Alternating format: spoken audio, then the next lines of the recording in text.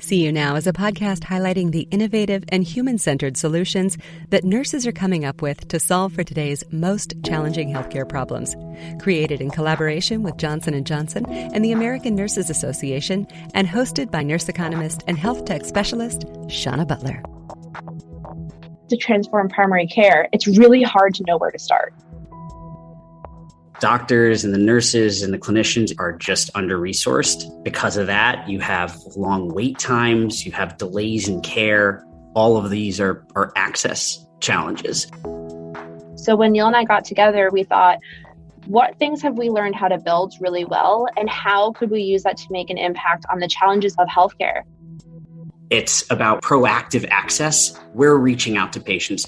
Centralization of care teams help reduce administrative burden on clinicians. There's time and space for relationship building. It helps create coordination between the healthcare systems. We're able to engage with patients, bring them in for care, coordinate any post-visit care, so labs, imaging, specialist referrals, annual wellness exams, and address these gaps in care. Our goal is share information with providers that can help contextualize the visit for them, that helps remove the need for them to be staring at the screen and really help build relationships with their patients. When you message in, we're messaging back 5 minutes later. And that convenience is what keeps people engaged in their care and how we're able to expand out into the community in a meaningful way.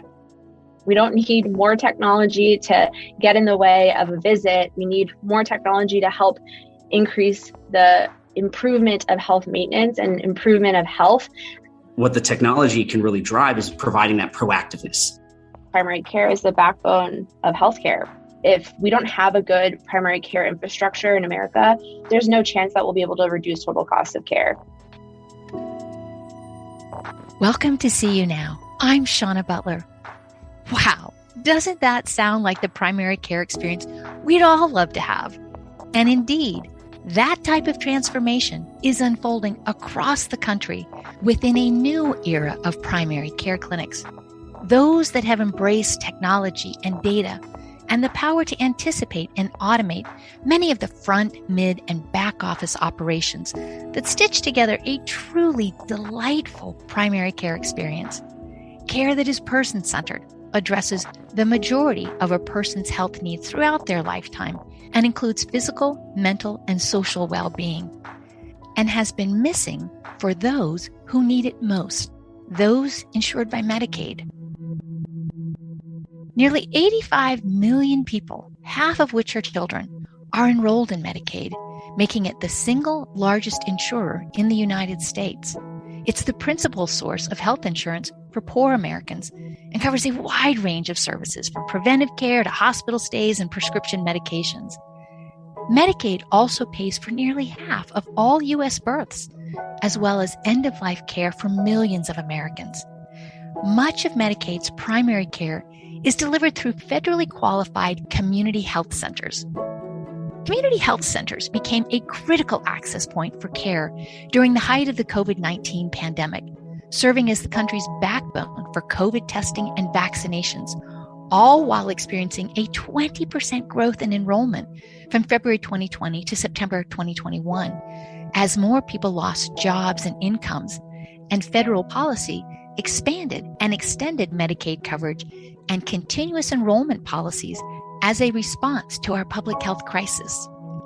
In this episode, we meet two mission-driven startup veterans who, through their clinical and engineering disciplines, along with lived experiences, were able to identify gaps in primary care and develop a remote, tech-enabled clinical team to provide virtual assistance and automation of clinical operations, care coordination, and outreach activities, so care teams can focus on what really matters: people, relationships, and health.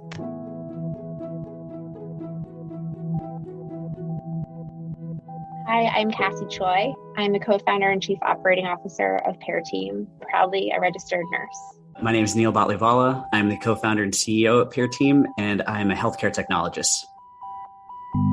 It's funny, I always knew I'd be in healthcare from a young age. So one, family of healthcare practitioners. My brother is a pediatric cardiologist, but the real passion came from when I was probably 8th grade, 7th grade. I grew up abroad in India, where our school is located about 100 meters away. On the opposite side of the street was a juggi, which is an Indian term for a slum. And there were all the kids there. And every week we'd have this thing called Reach Out. The kids would come over and we'd play with them. We'd send snacks with them. And I just gravitated towards the nursing station. But I was there opening packets of Band-Aids and giving out stickers and helping out. And that always stuck with me. Growing up in India, there's a value of life that gets taken granted for, and you can get numb to it, or you can see it as this is a part of the world that I want to change. So I always thought I'd be a clinician, but I really loved engineering. I loved technology, so stuck with that.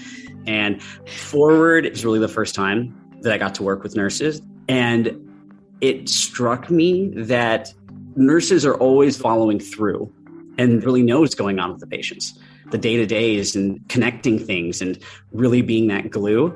And that was very inspiring for me to look at nurses in that capacity. Yeah.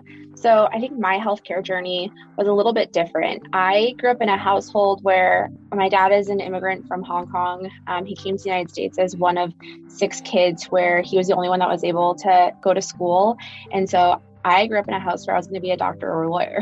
And I was a senior in high school, and I was like, oh my God, what if I hate organic chem and can't go to med school? I need to find something else. And I was like, I guess I'll be a nurse. And I think it's that classic thing that people don't know what nurses do. And I was in that exact same situation. I had worked in a pharmacy in my small town in New Hampshire. I was really fascinated by why does the healthcare system work the way it does, where one month I have to explain to someone why it's so important to take their blood pressure medication when they're picking it up. And then the next month, that same neighbor is in their donut hole and their medication costs $800 and they're going home without it. I was always curious about why that was. And so then I went to nursing school in Boston, and I went to a school that has a lot of experiential learning. I worked in homeless shelters, outreach vans. I worked full-time as an emergency room tech, and just really threw myself, not just in the clinical experience of nursing, but really into what is the healthcare system like. And after nursing school, I went to New York City and became a critical care nurse. And again, was starting to put together the pieces of what does the healthcare system mean? And man, I was so frustrated. I worked at a top hospital and we didn't have enough bed sheets. We didn't have heparin needles to deliver heparin to my LVAD patients. My patients were being discharged without home health, and so they were coming back with driveline infections. It was so frustrating to me. So I quit without a plan and decided to use travel nursing as a way to explore different healthcare systems that aligned with my values. And by values, I mean one where it wasn't going to be perfect, but I knew that I could go to work every day and do the best that I could to provide care. And I could be in a system that I knew was doing its best as well to support the people within that system, both the clinicians and the people within my community. I came out to San Francisco and I worked at Kaiser, I worked at UCSF, and I worked at a community health hospital. And they each had their flaws and they each had the good things about them. I worked with an innovation committee at Kaiser, rolling out new innovative devices to the unit. That was really cool as a way to think about products and the way that they could change workflows on the unit, good or bad. I worked at UCSF and helped roll out a new step-down unit to increase access to care. But then UCSF cut community health nursing, and that made me very mad, because not only is there so much pressure on nurses to be discharging patients before they're ready, but cutting community health nursing meant that there actually wasn't a resource to keep those patients healthy at home. And I couldn't look a patient in the eye and say, you're going to do great when you go home, knowing that they were going to come right back. And I quit. Honestly, I quit without a plan. I was like, that's it. I can't be a part of the healthcare system. I'm just going to go find something else. And I ended up with a message on LinkedIn from a recruiter. And every nurse should have a LinkedIn, by the way, because this is how interesting opportunities end up in front of you. So I met her for coffee, and I spent our coffee date explaining how frustrated I was with the healthcare system. And she said, you should meet our founder. And the founder ended up being the founder of what was going to become Forward. And I joined, and that's how I met Neil and all of the other amazing people that were building what became Forward. And I learned how to build clinical operations playbooks. I learned how to build a remote care team. I learned how to work on a product team and build out an EMR and workflow management system. I actually had to learn primary care, and it was a really fascinating experience for me. Forward it's you take an Apple store and One Medical, and they had a baby, and that is a Forward, a very concierge, polished, modern experience. It was a really, you go into these clinics now and they're beautiful. It really is kind of what you'd expect to have for a clinic in the future. I still look back at those days and think back really fondly. Cassie and I were in a blue warehouse in the middle of downtown San Francisco and working on these playbooks together. And I remember the top floor had a crooked floor, so the chairs would always slide into one corner. And we were there 8, 9 a.m. to 2 a.m. just every night building this clinic out, and look back really fondly at what we ended up building. And it was a great experience. It just, at the end of the day, it wasn't quite at the price point that made it accessible to a lot of people. And that's where Cassie and I's hearts are. And ultimately one of the reasons why we ended up leaving. It sounds as though you are keeping alive the lore of startups, which begin in garages. and here you are in rooms that have angled floors with rain seeping in. And this is how every great startup gets started. It was fun. So that was when we were building the first test site to just learn and iterate. The founders did a really good job of just iterating and getting things out and testing things. You don't want to have things sitting in your head when you're trying to build something new. You want to get it out into the world. I remember actually going up to Cassie on several occasions, and it's an SOS. Oh my God, the tool's not working. What do we do? And then working on it with Cassie, and those are some of the most fun times because you get to take two people who just work in very different domains. Engineering, the way you think about things, and clinicians and nurses, the way you think about things. They're distinct. They're not opposed, but they are very distinct. And so having us come together and me teaching Cassie, opening up the console and debugging things and all of that, those are really, really fun times. I taught him how to draw blood on an orange, and he taught me how to decode the JavaScript console for that shared empathy of each other's domains. So as you guys are working together at Forward and reimagining and redesigning and executing what primary care can be and what it should be, what's the business case for transforming primary care? Primary care is the backbone of healthcare. A well-resourced primary care clinic can get you all across the healthcare system, should be the main resource of all the information across the healthcare system, and is the one that helps build trust with the person that needs care to help reinforce trust in the entire healthcare system. If we don't have a good primary care infrastructure in America, there's no chance that we'll be able to reduce total cost of care. Yeah. Sean, you said the business case. So I'll just say a couple of the dollars and cents components of it without getting into the details. But we spend the lion's share of our healthcare dollars on hospital bills. And when the dollars go to a hospital, it's kind of too late. It means that something's already happened. And what primary care lets us do is it lets us do that prevention up front. And so you can do more with less by acting earlier with primary care. The clinical case for transforming primary care is for people to live their healthiest lives as long as possible, and engaging with the health system in a way that's promoting health as opposed to treating disease. I think what we need to be doing is getting every bit of help and value out of all of the money that we will spend on health and the technology and everything that supports it. When you think about the business case and the clinical case, why do we need to transform primary care? I totally agree. And that's one of the reasons why when I looked at the 2 primary care startups that I had worked with, I thought a lot about what impact was I making on the true challenges of health. What needle was being moved for all of the dollars that we were spending? Was anything changing? Are we solving true challenges for the amount of dollars that are coming in? And that's when I thought, Neil, we got to get together and redirect the dollars to primary care in a different light. And that's where Pair Team came into fruition. So you're at Forward, you're transforming primary care, and yet there's still something that's bothering you that you're thinking is a part of this that isn't being addressed by this particular approach. After leaving Forward, I went to another primary care startup that built another really great clinic, less modern tech, really good care teams, in-house EMR. They had a corporate model of like pop-up primary care and corporate sites, doing really well. But for people who had really great commercial insurance, again, I felt like we weren't moving the needle on true healthcare challenges. So when Neil and I got together, we thought, what things have we learned how to build really well? And how could we use that to make an impact on the challenges of healthcare?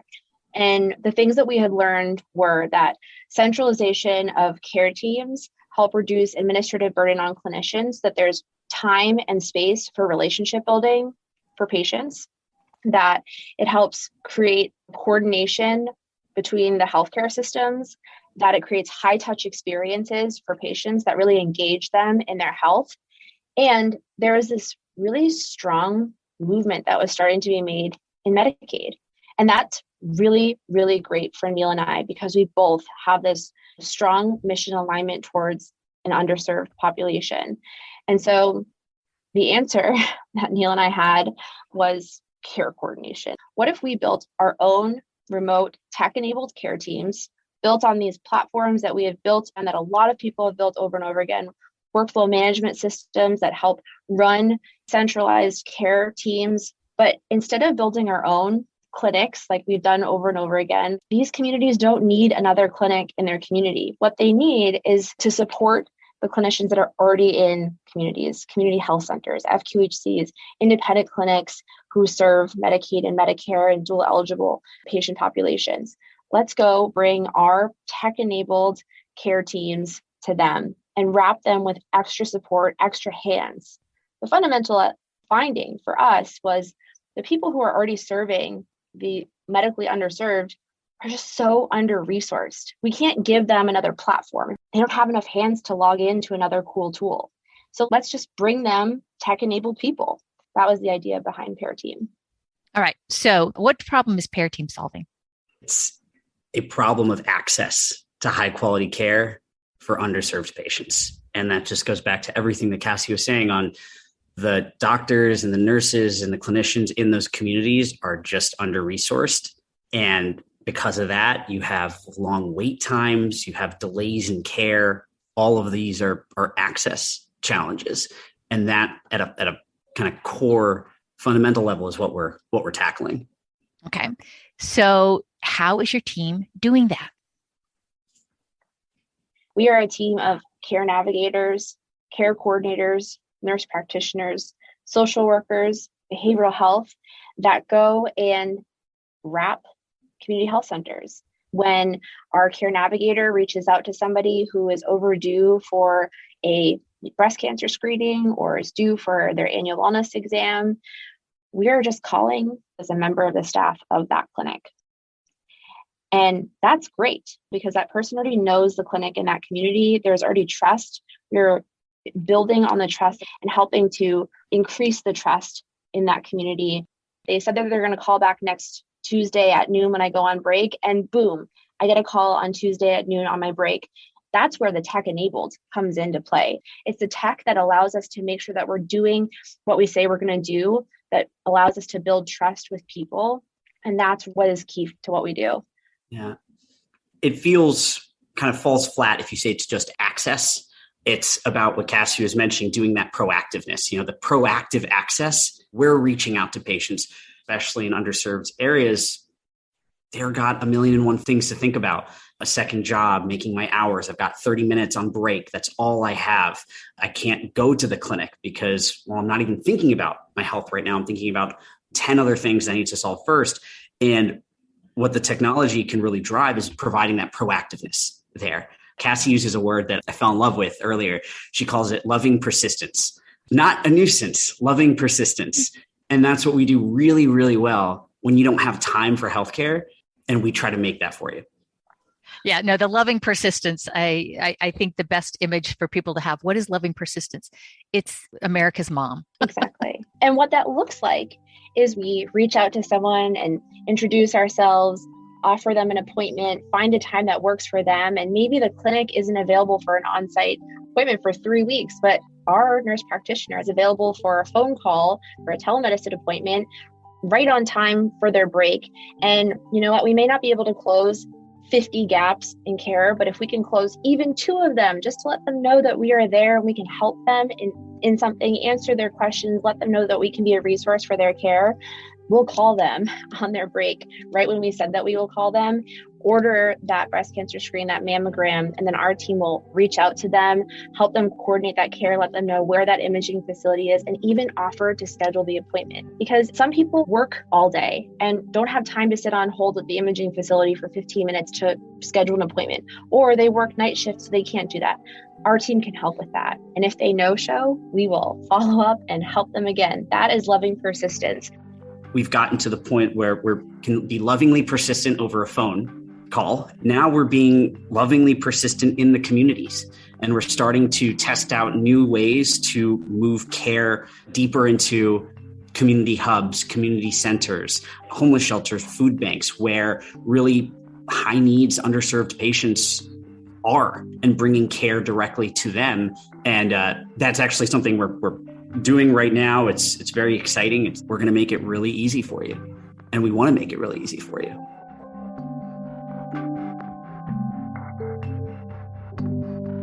Federally qualified health centers are the particular, there's a specific type of clinic. And these are folks that work in underserved areas. And by definition, they are in firefighting mode. They just have way too many patients and way too few staff on hand to do all that work. And so what Pair Team is we are a remote care team that acts as an extension of their staff. And we use technology to integrate into all of their systems so that we work out of their IT systems. We are working with their patients, except our team lives at home. And we're able to engage with patients, bring them in for care, coordinate any post-visit care, so labs, imaging, specialist referrals, et cetera. And then also provide care like behavioral health, like annual wellness exams, address these gaps in care, while ultimately, from a business case, driving revenue to our clinic. It is driving revenue through clinical outcomes. And that's what we do. And so we have no upfront cost. We have no hourly costs. We're performance-based is what we say to the clinics. And what that feels and looks like, Cassie can go over that. Yeah. So as a clinician, I always get nervous every time someone says, we're going to do something new on the unit or in the clinic. And that's always usually terrifying because the person making the decision is usually very far away from the ones who has to do the thing that they're deciding to do. And the way that we integrate into the clinics that we partner with is truly around a trust building exercise. So onboarding truly is a meeting around introducing each other, having the onsite team meet people from the patient services team, the care navigators, the care coordinators, the nurse practitioners that will be providing visits to the people that come to the clinics that we are partnered with. That is so important because we are introducing ourselves as a member of the staff at that clinic. And so the work of onboarding truly is learning their workflows, learning their pain points, learning all the things about their community and the people that they serve so that we can best represent ourselves as a member of their staff. In terms of technology onboarding, we try really hard to not have to change their workflows. They already have a lot of things going on every single day.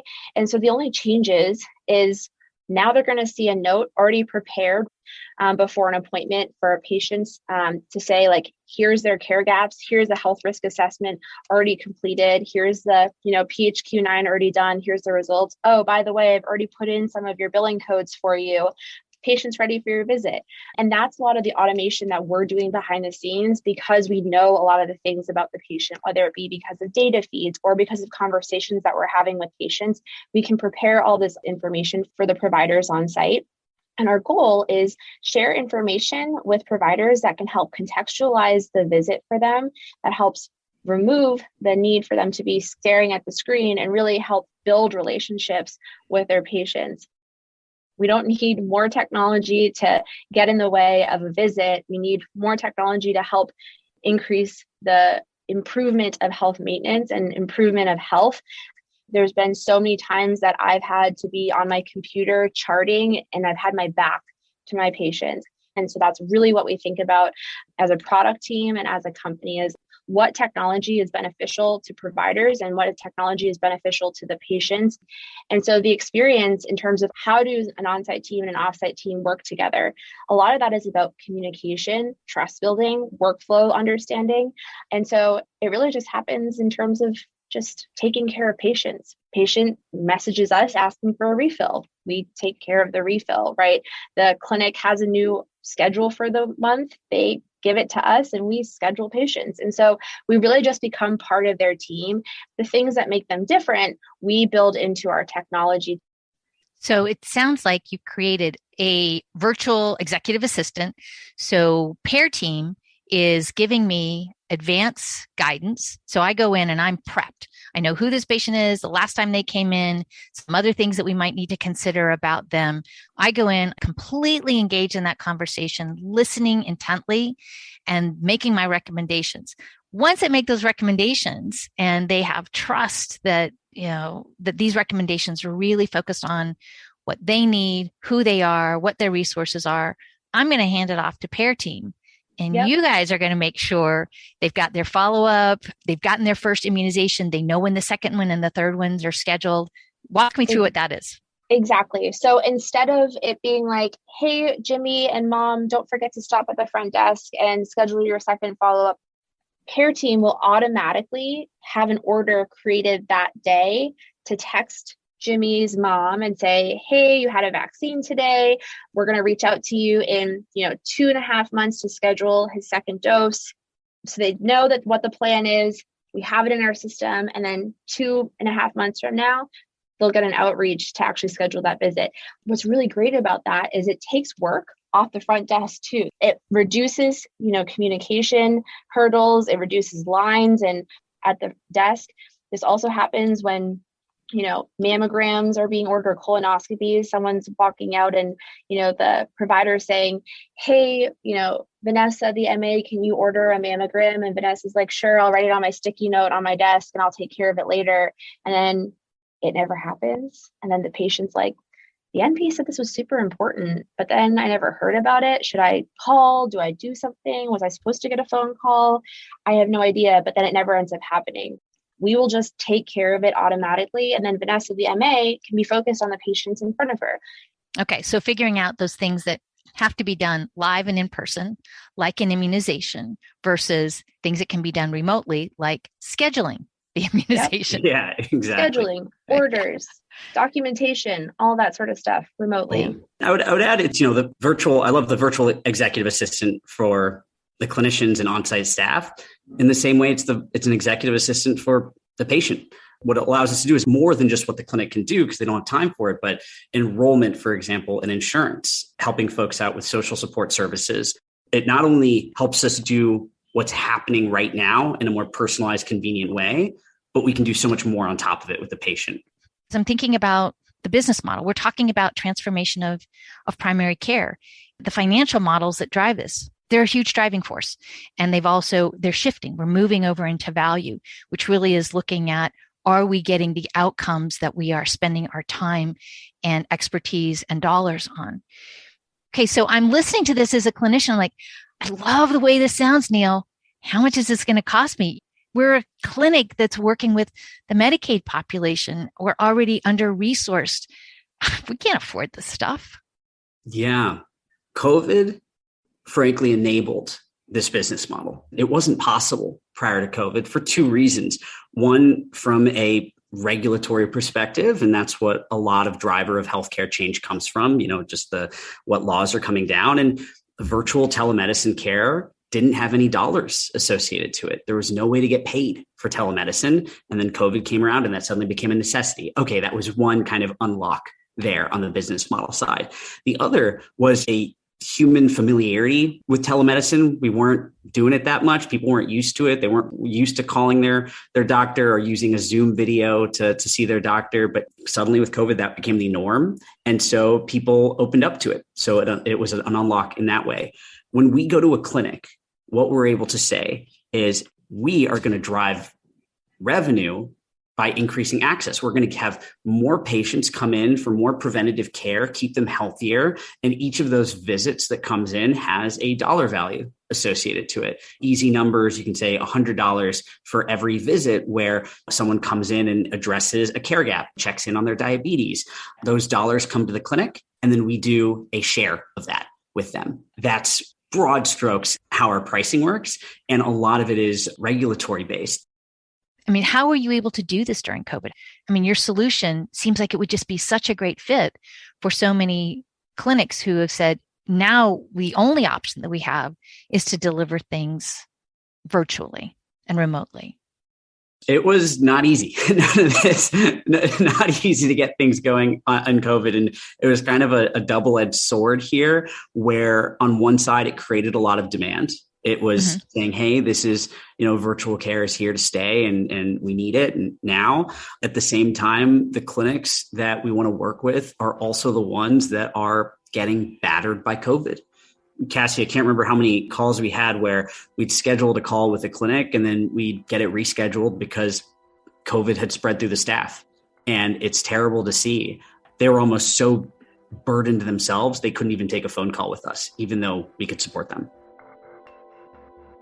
The clinics at these FQHCs and community health centers have been the backbone of this country to help distribute COVID vaccinations and testing.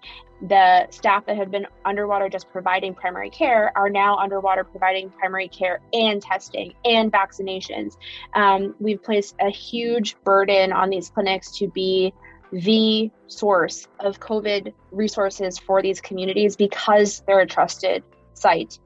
On one hand, we're like, hey, we can help you. We did this with one clinic. Like the only way that they could stand up being the first COVID testing site in their county was because we were like, we will be your communication hub and scheduling hub for you.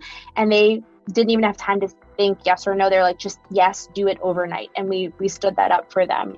But other clinics who are larger don't have time to say, yes, I'll have this meeting because they're underwater with so many county meetings and state meetings and staffing meetings, and they're just trying to keep the lights on. It's really a struggle to see that we're here. We can help you get out of this. It's really interesting, but it really creates a great opportunity for us because the only way out of this is through solutions like Pear Team. What are some of the new things that you guys are able to do? What are some of the things that you didn't think you were able to do that now you're attempting?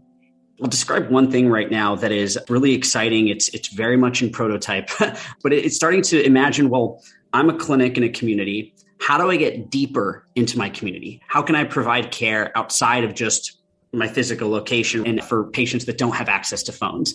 And that's really setting up telemedicine sites and kiosks in community hubs. That's a way to increase access. Think about a clinic having almost satellite clinics around their community. And that's one of the areas that we're starting to explore right now, which I didn't think we'd get into, but it makes a lot of sense. And shout out to other companies that are doing this. There's a company called Fabric Health. They're sending nurses to laundromats and having laundromats be sites of care. Well, that just makes a ton of sense. It's convenience when you don't have time for traditional healthcare. All right, well, how can we play a role in helping our clinics expand into their community in that way as well?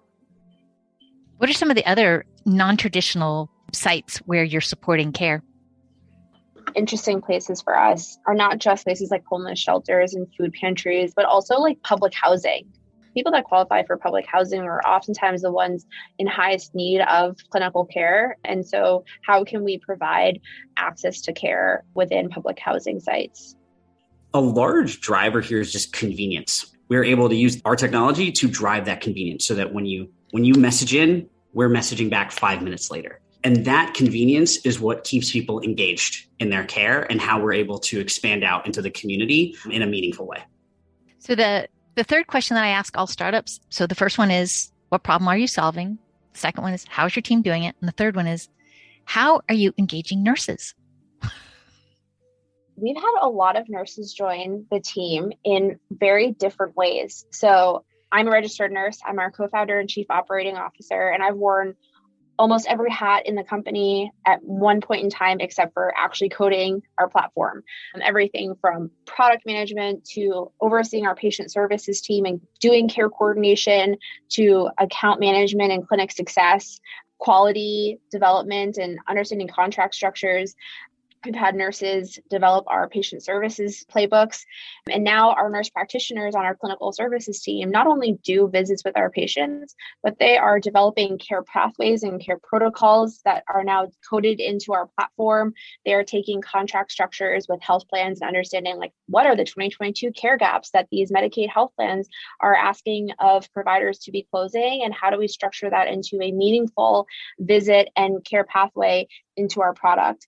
One of our other nurse practitioners is working on that community-based engagement and satellite clinic model that Neil was just talking about. How do we engage a more high-risk population? What are the most meaningful places where our clinics can be providing extra care? Our nurse practitioners are not just doing clinical visits. They're using their clinical skills in lots of different ways. And the ways that Pear Team can support the expansion of their clinical skills are teaching service design thinking and getting them involved in understanding business models and coming to sales meetings and growth meetings to understand what is our pipeline, so they can really apply the things that nurses are just so good at, of like assessment and intervention and care planning. Like care planning is service design planning. You just have to take that and kind of flip it into other aspects of what we're actually talking about. But nurses are so ripe for innovation. It's really exciting to bring them in on one element and expand their contributions into other ways within the company. Where did you learn how to be a technologist and a founder and a product manager? I'm very impact driven. And if I don't have a skill set or a knowledge to be able to understand how I can make an impact in an area, I will just absorb it. I don't go out of my way to take a specific class or something. It's more of like, I see this thing and I need to be able to solve it. Honestly, I have yet to meet a nurse who doesn't have a lot of these inherent skill sets. There's a special magic that happens when we bring nurses and engineers together. What do you think that magic is, Neil? I think there's a certain rigidity that engineers have when we think about coding and architecture. It's if then this, branching logic. This happens and this should happen and this should happen and this should happen. And that's basically what software engineering is under the hood. It's a bunch of if-then statements. I think engineers can also, from the problem-solving perspective, they know how to ask questions. Say, oh, why is this the way it is? And sometimes there's a very obvious and unchangeable reason why. And sometimes it's, hey, that is a good question. Let's relook at that. And when I look at Cassie has the flexibility to say, well, that's not how the real world works. that's not how people think. Kelly on our team is responsible for the satellite clinic model and setting up the satellite clinics. And she has been repeating day in, day out, feet and teeth. That's what people care about when you're in those settings. And it's such a simple thing to say, but it's so realist. It's so practical.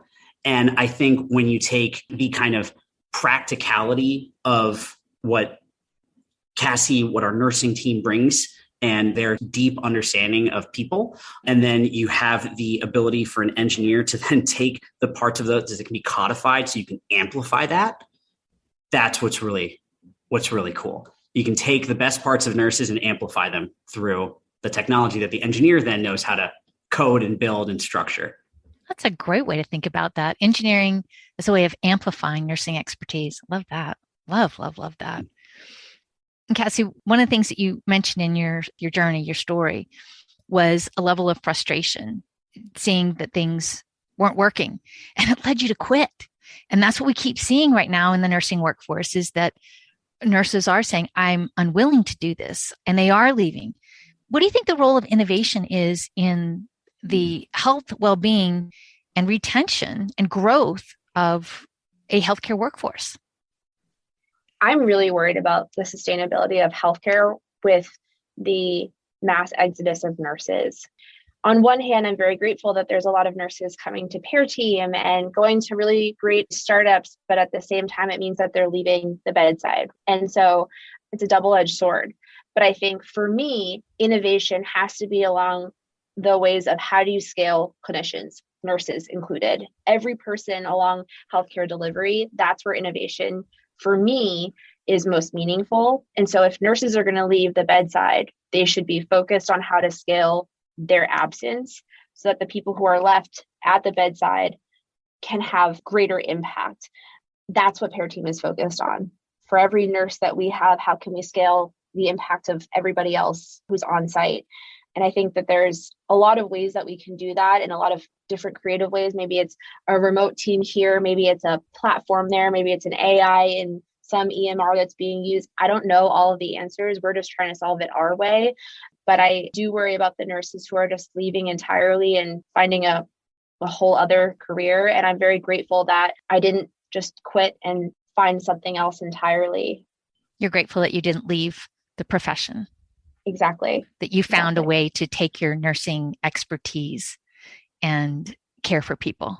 Yeah, I didn't know that startups were a thing. That's the problem. And I think on top of Pear Team, my other baby is making sure that nurses know about ways to be involved in innovation. You can still be a bedside nurse and be involved in innovation. You can be an advisor. You can be involved in the innovation committees at your hospitals. You can work in a primary care clinic and do innovative work in your office. But I think it's so important that even from the beginning of nursing school, that nurses know that just because it is the way it is, it doesn't have to stay like that forever.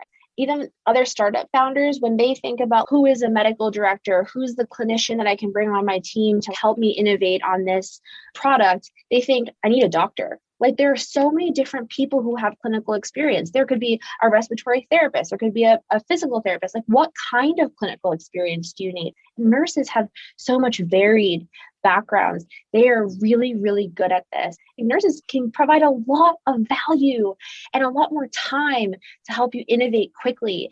Everyone needs to know about nurses' value and innovation. Venture capitalists, founders, doctors, government officials, hospital administration, everybody. I think what startups are missing oftentimes is that in order to get things going, what they need is condition understanding. They need a certain degree of medical intelligence and wisdom and licensure. But oftentimes the part that they really need is the operational side. How does this actually unfold? Yeah. How does this work? How is this going to work in the real world? I think that's something that's great about Neil and I in our duality as co-founders. And I always explain this to everybody that we talk to is, so what's the difference between you and Neil? And I'm like, well, what's most important is that Neil is the super ambitious. This is how it's going to be 10 years from now. This is where Pear Team's going to play in it. And this is what our goal is tomorrow. It looks a lot like the 10-year vision. And then I'm the super realist where I'm like, yeah, but Neil, this is what the world looks like. And this is how you have to contextualize what this goal looks like. And so we have to compromise lovingly on how to set goals for us to move the bar rapidly, but in a more realistic manner towards that 10-year vision. And so I very much appreciate having a partner that sets the bar very high, because for me as a clinician, I'm very much in I'm pissed off about the world. I just see the world as it is, and we need to innovate to get out of this. And he helps me set the bar for where we're going to go. And it works really, really well. Yeah, it is definitely the reason I knew Cassie had to be my co-founder. Shauna, you ask a lot about what does innovation mean? And I think innovation requires a lot of tension. It requires a lot of tension between now and the future. If there's not enough tension, then that means either you're not grounded enough in what reality looks like now, or you're not pushing yourself farther enough in terms of what you want to make it in the future. And, if there's slack in that tension, that's untapped potential there. And I think Cassie and I do a really good job at keeping it taut while also keeping it fun, because without that, startups are a grind. It's a lot of hard work. But yeah, that tension that Cassie and I have, I'm very grateful for it. And as you guys are on this mission to transform primary care, and specifically for the group of people who are the hardest to reach, that are hardly reached, that have been under-resourced, How do you talk about and think about the transformation of primary care so that it's healthcare for all? There's an equity and an inclusion and a diversity in there. Neil may have a different answer here, but I think for me, transforming primary care and transforming healthcare, making things inclusive and equitable can feel like such an insurmountable challenge that if you try to look at it all, you just become very overwhelmed and you don't know where to start. And so for me, I just think about what is at the heart of it. And it is truly about building trust. It is building trust with a person in a community who may be a patient. It is about building trust with a person who may be a clinician. It is about building trust with an organization that is a clinic. And so then I transform that into like, what do we have to do today? What do I have to do right now? It is like make a decision about which is the right product that we need to build. It is about making a decision of like, do I call this person back or not? It helps contextualize how to do the right thing every day. And if we can earn that trust bit by bit, then you earn the right to solve that really big challenge of transforming primary care and making it a very inclusive thing. I think if your North Star is earning trust, you're on the right path.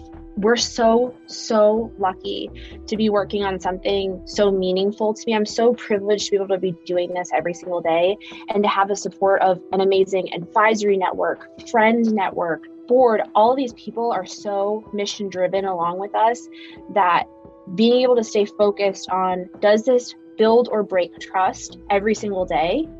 Then you look back at the last 3 years and you're like, wow, we've actually made difference in the work that we've done. But if you were to just like look up and be like, we have to transform primary care, it's really hard to know where to start. Yeah. I think about people's potential and increasing people's potential. So like for a patient, for example, if you can help someone make their health easy and truly easy to take care of, you are increasing their potential for what they can do in the world. And in the same way, if you make it easy for a clinician, a nurse to do their job and think more creatively while doing that job, do the creative side of it all, the really human side of it all, you're increasing their potential for what they can do in the world and what they love and are passionate about. So that to me is like one of the roots of innovation. How can we further human potential by getting rid of the stuff that we don't have to be doing anymore? And that's kind of the engineering side of me.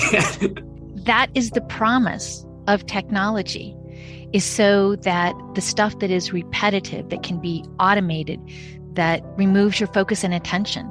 If we can offload that and automate that, that allows everybody to focus on their most creative work, and really tough problems require people who are on a mission to solve it, who care and have the creativity and the time and the mental bandwidth in order to solve these really complex, challenging problems. So yeah, the human potential, the flourishing, and taking all of that stuff that can be automated and having the pair team take care of that. Love. Yes. Driven by values, frustration, a keen eye to spot the gaps in healthcare, and a determination to equitably solve them, nurse Cassie Choi brings her clinical and entrepreneurial skills to the tech, innovation, and startup community to build the playbooks for transformative primary care. Following through on his childhood instincts, engineer Neil Batlivala has built his career as a healthcare technologist working across primary care, medical devices, and machine learning research, skills and compassion that helped him build the technical foundation for a national network of new generation primary care clinics. Together, Neil and Cassie combine their insights, domain expertise, and commitment to serving under-resourced communities to found Pair Team.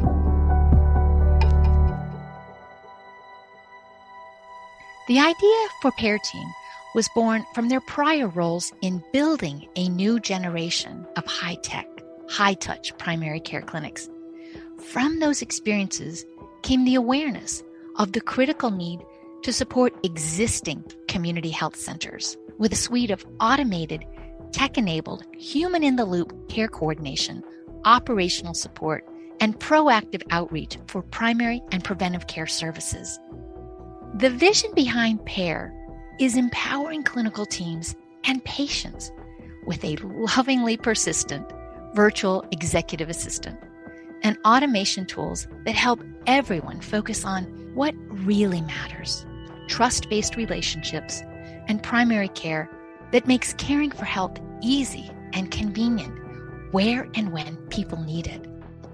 As Neil says, if you can help someone make their health easy and truly easy to take care of, you're increasing their potential for what they can do in the world. We're heading back to the studios to produce some fun, powerful, and new episodes we'll release in May for National Nurses Month.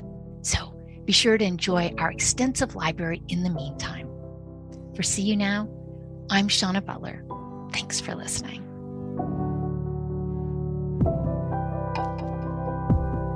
Nurses are transforming healthcare through innovation, compassion, and leadership. And Johnson & Johnson is proud to continue its 125-year commitment to champion nurses through recognition, skill building, leadership development, and more. The American Nurses Association is dedicated to building a culture of innovation. Nurses improve the lives of patients and communities through innovative thinking, empathetic connection, scientific rigor, and sheer determination. ANA is proud to support and advocate for our nation's most valuable healthcare resource, our nurses. For more information on See You Now and to listen to any of the earlier episodes in our library, visit seeyounowpodcast.com.